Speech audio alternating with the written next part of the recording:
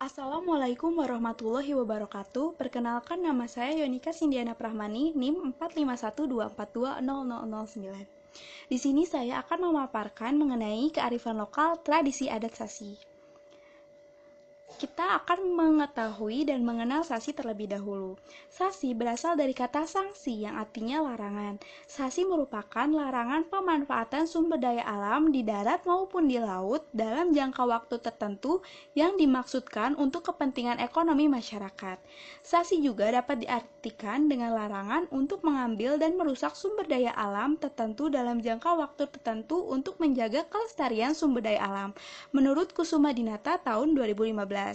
Nah, adat Sasi ini diterapkan oleh masyarakat adat yang ada di Maluku maupun di Papua. Tujuan Sasi ini ada 3. Yang pertama yaitu menjaga kelestarian sumber daya laut. Dan yang kedua yaitu mengelola sumber daya kelautan dengan bijak dan berkelanjutan atau sustainable tanpa mengeksploitasi secara berlebihan. Dengan menjaga ketersediaan sumber daya alam agar tetap lestari, maka tidak akan menyebabkan terjadinya eksploitasi secara besar-besaran yang dapat mengganggu ketersediaan sumber daya alam. Adanya perebutan sumber daya alam antar masyarakat yang terkadang menyebabkan konflik antar kampung menjadi dasar munculnya sebuah peraturan dalam memanfaatkan dan mengelola sumber daya alam tersebut dalam bentuk sasi. Nah, selain itu, tujuan yang ketiga adalah terjaganya keseimbangan antar alam. Selanjutnya, tujuan falsafah yang mempengaruhi pelaksanaan adat Sasi. Sasi memiliki peraturan-peraturan yang ditetapkan dalam suatu keputusan kerapatan Dewan Adat yang disebut Saniri. Di Pulau Haruku, Dewan Adat disebut nama dengan Saniria. Loasi Aman Haruuki atau Saniri, lengkap Negeri Haruku. Keputusan kerapatan Dewan Adat inilah yang dilimpahkan kewenangan pelaksanaannya kepada lembaga Kewang. Kewang adalah lembaga adat di bawah Dewan Adat atau Saniri yang ditunjuk untuk melaksanakan pengawasan pelaksanaan peraturan-peraturan Sasi. Kemudian dari penjelasan tadi, kita dapat menjelaskan bahwa terdapat tujuan falsafah yang mempengaruhi pelaksanaan adat Sasi, yaitu sebagai berikut. Pertama, memberi petunjuk umum tentang perilaku manusia untuk memberi batasan tentang hak-hak masyarakat. Yang kedua, menyatakan hak-hak wanita untuk memberikan definisi status wanita dan pengaruh mereka dalam masyarakat. Yang ketiga, mencegah kriminalitas, yaitu untuk mengurangi tindakan kejahatan. Dan yang keempat, mendistribusikan sumber daya alam secara merata untuk menghindari konflik dalam pendistribusian sumber daya alam antar masyarakat desa dari desa atau kecamatan yang berbeda. Selanjutnya, macam-macam Sasi. Di sini saya sebutkan ada 5, yang sebenarnya masih ada lagi. Namun saya akan menjelaskan dari 5 yang ada di sini. Yang pertama yaitu Sasi darat. Nah, termasuk desa Watmuri itu melakukan Sasi darat secara pribadi. Pernah juga dilakukan Sasi secara umum, yaitu antara 3-6 bulan sesuai musimnya. Pergeseran ini diakibatkan karena kebutuhan hidup masyarakat semakin hari semakin meningkat, sehingga masyarakat tidak bisa menunggu 3-6 bulan, karena pada saat tutup Sasi berarti masyarakat tidak boleh mengambil kelapa sampai waktunya buka Sasi, sedangkan penghasilan terbesar yang mereka dapat adalah dari kelapa yang diolah menjadi kopra.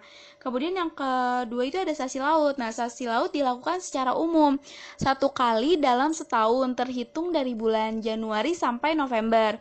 Tergantung musiman, jadi kalau selama 1 tahun teripang dan lola di Sasi, tetapi musim tidak bagus, berarti teripang dan lola akan terus di Sasi sampai musim bagus baru dibuka. Yang dimaksud dengan musim bagus atau tidak bagus di sini adalah angin muson timur dan angin muson barat. Yang kemudian yaitu yang ketiga ada Sasi musiman. Nah, Sasi musiman yaitu pada saat angin musim selatan yang digunakan untuk tutup Sasi dan angin musim barat yang digunakan untuk buka tutup Sasi. Kemudian yang keempat yaitu Sasi perorangan. Nah, sasi perorangan yaitu melindungi sumber daya alam yang bisa menjadi milik pribadi dalam batas waktu tertentu. Adapun orang-orang yang boleh mengambil pohon buah-buahan hanya orang yang menaruh tanda sasi pada pohon tertentu. Kemudian ada sasi umun, yaitu yang diterapkan untuk perkebunan campuran berbagai pohon yang ada di Maluku dan Papua. Disebut sebagai dusun. Kemudian diterapkan untuk sumber daya tertentu yang ada dalam kebun tersebut. Kemudian di sini sasi laut. Sasi tersebut diberlakukan dari batas air surut ke batas awal air yang dalam pada saat tertentu, yaitu sebagai berikut. Yang pertama, menangkap ikan seperti lompa serta jenis ikan lainnya termasuk teripang dan udang. Kedua, menangkap ikan-ikan di teluk-teluk tertentu dan pada waktu-waktu tertentu. Ketiga, menangkap ikan dengan menggunakan jaring yang bermata kecil atau bahasa di sananya yaitu ready karoro. Kemudian menangkap ikan yang menggunakan bom atau bahan beracun. Mungkin tidak boleh menangkap ikan dengan menggunakan bom atau bahan beracun. Kemudian, menangkap ikan dengan menggunakan jaring khusus untuk daerah penangkapan tertentu. Ketujuh, mengambil lolah, karang laut hitam, batu, karang, dan pasir. Selanjutnya, mengumpulkan rumput laut untuk keperluan makanan atau dijual. Nah, sementara pada sesi darat ini, mungkin tidak boleh mengambil hasil pohon-pohon liar yang ditanam di hutan seperti kelapa, durian, cengkeh, pala, langsat, mangga, nanas, kenari, pinang, sagu, enau, dan lain sebagainya. Kemudian mengambil daun sagu untuk atap rumah. Selanjutnya mendebang pohon pinang dan pohon lainnya yang sedang berbuah untuk membuat pagar. Selanjutnya menebang pohon untuk kayu bakar atau kayu bangunan. Menebang pohon pada lereng-lereng tertentu, penghijauan, dan berburu-buru mamalia di hutan. Syarat-syarat ritual sasi. Pertama, pada saat sidang adat harus juga diputuskan daun kelapa yang dianyam harus menentukan jumlah cabang daun atau buku agar jika pada saat ada yang melakukan pelanggaran terhadap pemasangan sasi, maka ia harus dikenakan sanksi adat dihitung sebanyak jumlah buku atau cabang daun kelapa. Kedua, saat mengambil daun kelapa dan kayu harus meminta izin kepada alam sekitar yang dianggap berpenghuni dengan cara taroman dan menanam uang koin di dekat tempat pohon kelapa tersebut. Kemudian, kayu yang digunakan biasa disebut ainum adalah kayu yang di dalamnya berwarna kuning dan kulit luarnya berwarna hitam. Jika dikaitkan pada tubuh, maka akan terbakar. Ketiga, daun kelapa yang ujungnya berwarna putih atau kuning yang disebut juga janur, yang diambil harus berasal dari pohon kelapa yang buahnya berwarna hijau atau dalam bahasa setempat nurfat matlak. Sewaktu mengambil ujung daun kelapa, semestinya ujungnya menghadap ke arah utara karena dipercaya pertanda dingin seperti air. Selanjutnya di sini ada upacara tutup dan buka sasi. Upacara tutup dan buka sasi menurut adat yaitu yang pertama, upacara tutup sasi pada malam yang telah ditentukan, maka kepala kewang atau kewang berpencar ke seluruh pelosok desa atau kampung. Kemudian pada upacara buka sasi dilaksanakan dalam rumah baile atau rumah adat yang melantunkan kapata-kapata nyanyian adat yang semuanya bermuara pada pemujaan kepada penguasa langit dan bumi atau disebut upulanite. Kemudian upacara tutup dan buka menurut gereja. Pada upacara tutup sasi ini dilaksanakan hari Minggu, yaitu saat dilaksanakannya ibadah menurut kaum Nasrani. Selanjutnya upacara buka sasi. Nah, pada upacara buka sasi ini dalam masa tenggang waktu yang telah ditentukan, umumnya masyarakat akan mematuhi larangan untuk tidak mengambil tanaman yang telah disasi sampai masa buka sasi tiba. Di sini selanjutnya ada aturan sasi. Nah, bagi masyarakat adat, ketaatan untuk mengikuti aturan sasi ini merupakan suatu keharusan dan kesadaran bahwa aturan tersebut adalah untuk menjaga agar ketersediaan sumber daya laut tetap terjaga dengan baik. Sehingga akan memberikan keuntungan bukan hanya untuk kebutuhan masyarakat saat ini, tetapi juga bagi kehidupan generasi berikutnya. Artinya, dengan diberlakukannya sanksi dalam pengelolaan udang, teripang, dan lola dapat menjaga keseimbangan dan kesinambungan ketersediaan sumber daya laut tersebut. Dalam aturan sanksi dibuat oleh pemerintah desa, lembaga adat, dan gereja, disebutkan bahwa pengelolaan atau panen udang, lola, dan teripang hanya dapat dilakukan satu kali dalam 3 tahun. Di luar waktu tersebut maka tidak diperbolehkan. Maksud tidak dibolehkan yaitu masyarakat tidak dibolehkan untuk mengambil atau memanen ketiga jenis ikan tersebut di luar waktu yang telah ditentukan. Setelah waktu 3 tahun, maka pihak kepala desa, tokoh adat, dan gereja akan mengumumkan kepada masyarakat bahwa sudah tiba waktunya untuk buka sasi. Buka sasi ini biasanya dilaksanakan selama 1 bulan penuh antara bulan April dan bulan Mei. Kemudian, buka sasi ini biasanya dilaksanakan selama 1 bulan penuh. Selain pengelolaan berdasarkan sasi tersebut, pengelolaan udang, teripang, dan lola juga bisa dilakukan oleh orang lain dari luar adat dengan cara mengontrak laut pada lokasi tertentu yang telah disepakati. Selanjutnya, sanksi bagi yang melanggar tradisi atau hukum adat sasi ini. Sama halnya dengan adat yang lain, maka sanksi-sanksi atas pelanggaran adat sasi dilaksanakan oleh penguasa negeri dan arwah leluhur.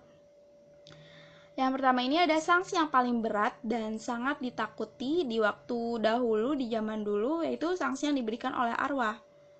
Dan yang ketiga juga sama, sanksi yang paling berat. Yang pertama ini, jika pada zaman dahulu tuh sanksi yang diberikan oleh arwah itu berupa kayak misalnya bila mana ada orang yang melanggar sanksi, yaitu melakukan pengambilan tanaman atau hasil-hasil laut pada masa tutup sasi, maka hukuman yang diberikan oleh pemerintah kepada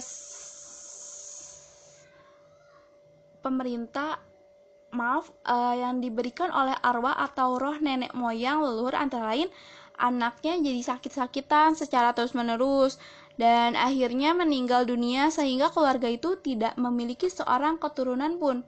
Itu yang membuat mata trauma, istilah lokalnya adalah tutup mata rumah. Nah, yang ketiga ini sanksi yang paling berat. Jadi apabila bila mana ada orang yang melanggar sanksi yaitu melakukan pengambilan tanaman atau hasil-hasil laut pada masa tutup sasi, maka hukuman yang diberikan oleh pemerintah negeri yaitu kepada si pelanggar adalah ditangkap, dipertontonkan di hadapan masyarakat umum, dan mendapat hukuman fisik lainnya seperti cambuk, dikenakan denda, kerja paksa, dan dikucilkan dari tengah-tengah kehidupan masyarakat. Hukuman itu tidak terlalu berat dibandingkan dengan hukuman roh-roh tadi yang nomor 1. Kemudian ada hukum sasi material. Nah, hukum sasi material ini yaitu pokok perbuatan yang dapat dipidana. Jenis pidana apa yang dapat diterapkan terhadap orang yang melakukan perbuatan yang bertentangan dengan reglementasi. Sedangkan yang nomor 4 itu adalah hukum sasi formal, yaitu formil yaitu sejumlah peraturan yang mengandung cara-cara kewang mempergunakan wewenangnya untuk menerapkan pidana. Selain itu juga sasi bertujuan untuk melindungi alam dengan segala sesuatu yang ada di atasnya dari pengrusakan yang terjadi oleh tindakan-tindakan manusia.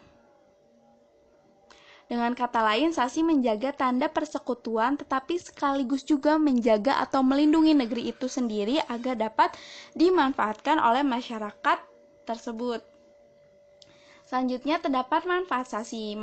manfaatasi yang dilakukan dalam kehidupan sehari-hari secara makro dapat dikatakan adalah agar semua buah-buahan dan yang ditanam di dalam dusun diambil pada waktunya, yaitu ketika buah-buahan tersebut menjadi tua atau masak. Dapat mengurangi semua perselisihan di dalam dusun, yaitu antar anak-anak dati dan kepala dati, antar anak-anak pusaka dan kepala pusaka, supaya tanah-tanah negeri dan pelabuhan laut dapat terpelihara dengan baik guna dipakai oleh penduduk negeri sendiri. Semua tanaman yang menyangkut buah-buahan dijaga dengan baik. Pencurian dikurangi dan celaka-celaka yang sering menimpa perempuan pun berkurang. Terima kasih. Maaf apabila ada salah-salah kata maupun kekurangan, mohon maaf. Wassalamualaikum warahmatullahi wabarakatuh.